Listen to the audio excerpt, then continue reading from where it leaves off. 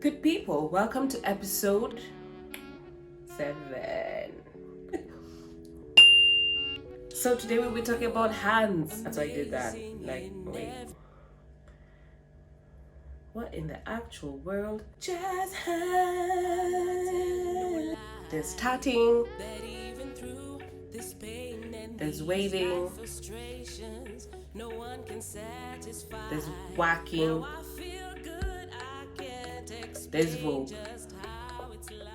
All these genres of dance rely heavily on hand movements. Oh, as per my previous video, I emphasized how I've not quite seen Africans use any kind of hand movements in their dancing. It's quite minimal. So we are traveling to Western Asia. That's where we're going to. Africa, we're taking a bit of a break, but we'll still be back. Of course, first on our list is the Indians, because those are the first people we've all interacted with in terms of their hand movements and their hand gestures. I remember when we were younger, we used to do this head bob thing, because a lot of Indians, when they're talking, they have that head bob thing, how they always talk. Indians have 8 classical dances, and one of the classical dances we're going to just slightly touch on is Bharatnatyam. I hope I've said it correctly. It has a BH. Bharat, I don't know if it's because as Louis as the BH has to be pronounced. These guys have 108 hand movements, and with each of them there's a meaning behind it. It symbolizes something. So the one I remember is scissor. I think this means scissor, if I'm not wrong. And then this is the most common and the most easiest people know, and this is called peacock. Sorry if I can hold it like this. Sorry, this is peacock. Those are the only ones I can remember how to do, but they have 108. Each symbol or each hasta, that's what they call it, hastas. So this is a hasta. So some of these movements you'll use one hand, and some of the movements you will use 2 hands. I guess it depends on what you're trying to communicate to the audience and the people who are viewing you, and also what the teacher instructs. I don't know if it cuts across to all these amazing 8 classical dances. I spoke to an Indian lady once, and she was explaining to me Bollywood especially is hip-hop mixed with their culture. Get the I don't bluff, bro.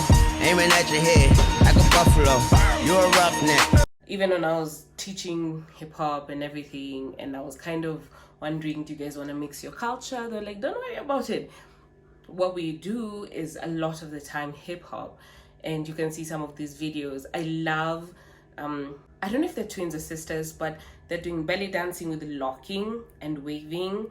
It's amazing. It's, beautiful. Those guys are one of my favorite dancers so far. Let's talk about Cambodia. Their style of dance started in the 7th century, guys. 7th. We were nowhere, a lot of us. And their style of dance is called Apsara. This style of movement from Cambodia involves Buddhist and Indian mythologies, but it's completely different from the Buddhists and the Indians. It's not only a style of dance, but they're also dancers. These dancers specifically dance for only the gods.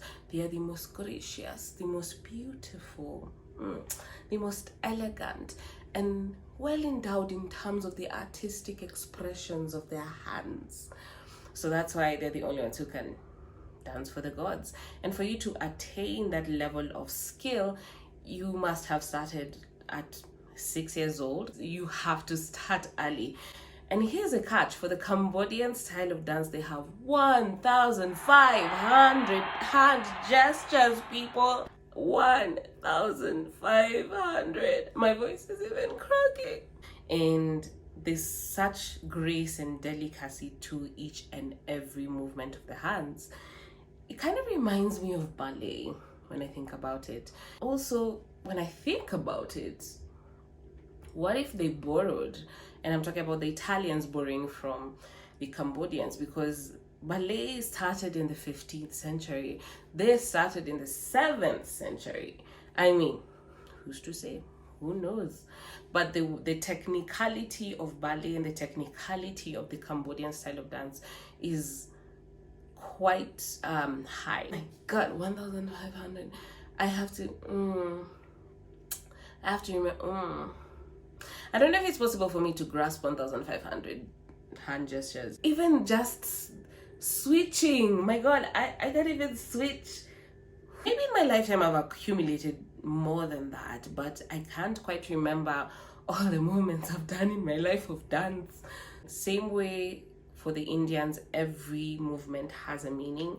It's the same thing for the Cambodians. So the Cambodians, for them, they can even use this to tell a story. The peacock's feathers got chopped off by dockers. Like I'm telling a story.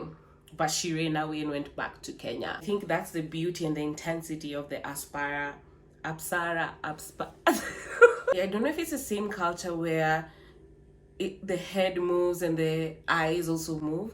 I think I watched a video, of a young girl being taught it could be Cambodia, same delicate movement, and you pose and you move your head and the eyes dart side to side. Oh wait, 1,005. Woo, 1,005. I need to go back and try start remembering every choreography I've ever done. I don't know if I can get to 1,500.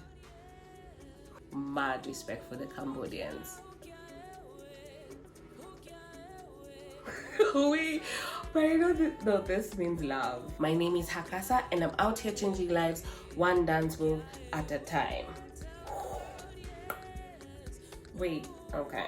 That was episode 7, waving along. I am proud because like proud is peacock.